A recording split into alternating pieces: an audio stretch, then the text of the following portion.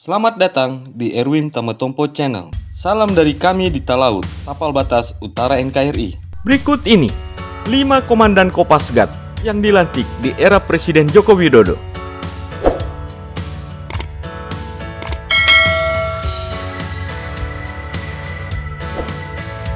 Komando Pasukan Gerak Cepat atau Kopasgat adalah pasukan khusus TNI Angkatan Udara yang pertama kali dibentuk pada tahun 1967 dengan nama Komando Pangkalan Angkatan Udara atau KOP-AU.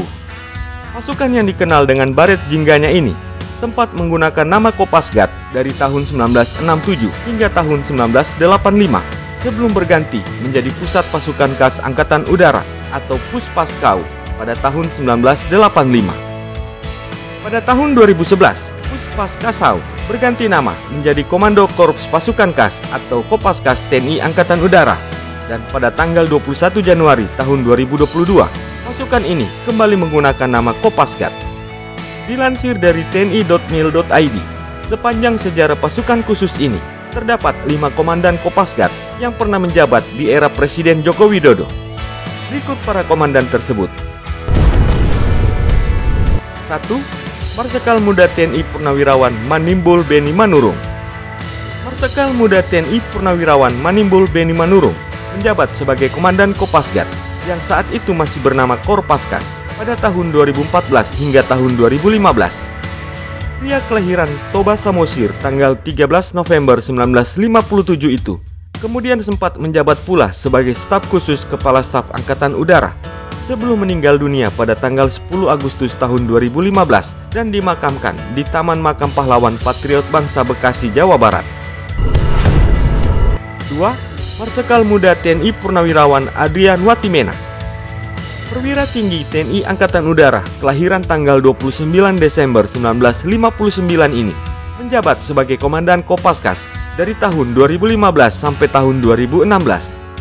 Marsikal Muda TNI Purnawirawan Adrian Watimena kemudian juga menjabat sebagai staf khusus Kepala Staf Angkatan Udara sebelum akhirnya beliau pensiun. 3. Marsikal Muda TNI Purnawirawan Theodorus Seto Purnomo. Marsikal Muda Theodorus Seto Purnomo sempat menjabat sebagai Komandan Kopaskas pada tahun 2016 sampai tahun 2018. Seperti dua pendahulunya, perwira kelahiran Malang tanggal 20 Oktober 1961 itu juga pernah menjabat sebagai staf khusus Kepala Staf Angkatan Udara sebelum pensiun di tahun 2019. 4. Marsikal Muda TNI Purnawirawan Eris Widodo Yuliastono. Marsikal Muda TNI Purnawirawan Eris Widodo Yuliastono memimpin Kopaskas pada tahun 2019 sampai tahun 2022. Pada masa jabatannya lah, nama Kopaskas diubah menjadi Kopasgat. Jabatan Komandan Kopasgat ini juga menjadi jabatan terakhir beliau sebelum pensiun. 5. Marsikal Muda TNI Tasfin Hasan.